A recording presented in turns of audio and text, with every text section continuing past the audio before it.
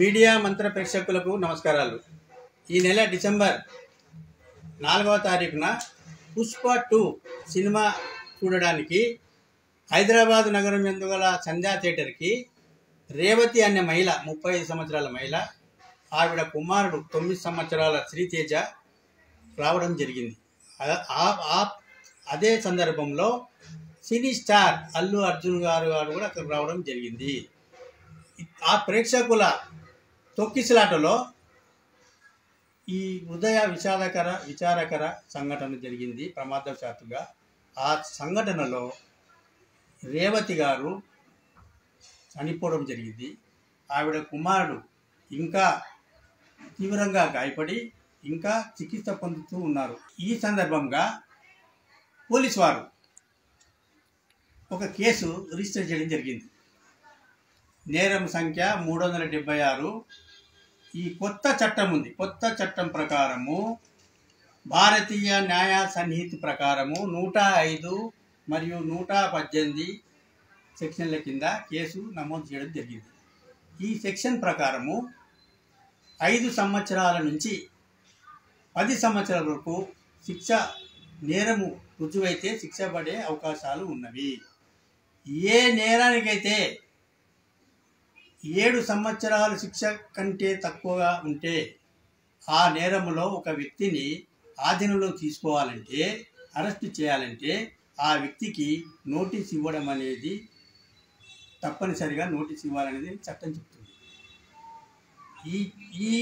ఈ విధంగా జరిగిన ఈ రిజిస్టర్ అయిన ఈ కేసు అందు అల్లు అర్జున్ని ముద్దాయిగా పరిగణించి ఈ పోలీసు వారు అతన్ని 13వ తారీఖు అంటే శుక్రవారం ఉదయం అతని ఇంటి దగ్గర నుంచి అతన్ని ఆధీనంలో తీసుకున్నప్పటి నుంచి మరలా అతనికి బెయిల్ అయ్యి అతన్ని మరలా 14వ తారీఖు ఉదయం అతని ఇంటి వద్ద వదిలేంత వరకు రోడ్డు పైన బందోబస్తు పేరుతో స్త్రీ మరియు పురుష పోలీసు వాళ్ళు వందల సంఖ్యలో వేల సంఖ్యలో విధులు నిర్వర్తించడం జరిగింది।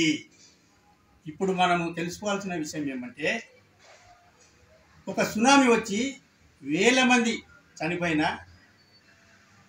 అక్కడ మనం ఎవరిని బాధ్యులు చేయలేం। అది కూడా ప్రమాదవశాత్తు జరిగిన ఘటన కాదు। That is act of God. అక్కడ ఎవరిని మనం బాధ్యులను చేయలేము। కానీ ఇక్కడ జరిగిన ఏదైతే ఈ ప్రమాదకరమైన సంఘటనకి మానవ తప్పిదనం కాబట్టి ఇక్కడ నిజమైన బాధ్యులు ఎవరు అనేది మనము చర్చించాలి।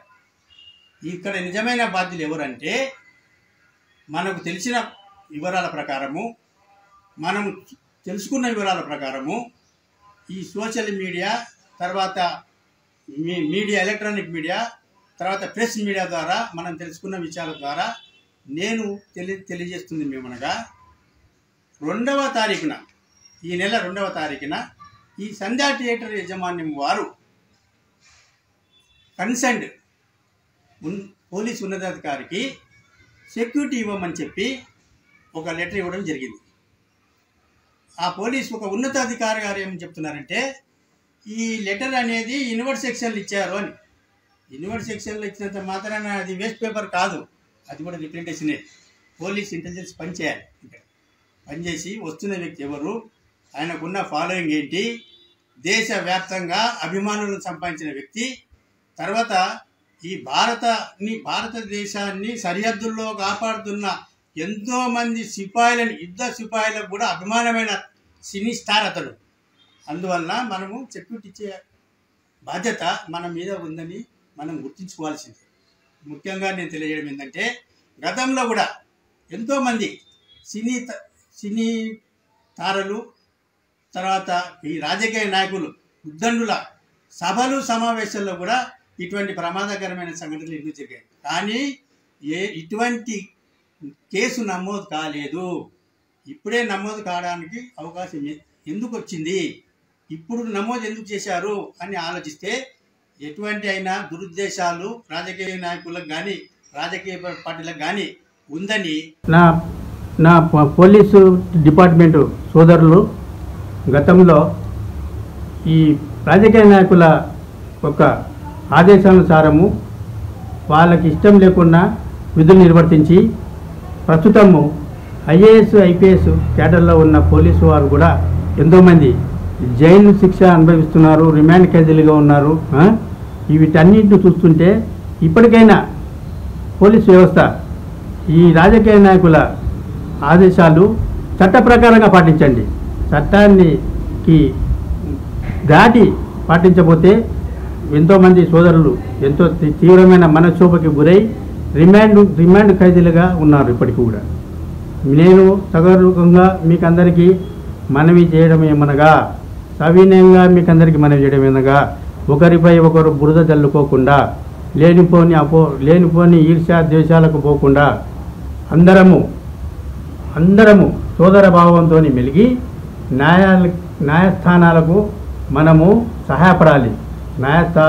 న్యాయస్థానాలను కన్ఫ్యూజ్ చేయకుండా న్యాయస్థానానికి సహాయపడి కరెక్ట్గా అందరం కూడా ఇన్వెస్టిగేషన్కి కోఆపరేట్ చేయాలి.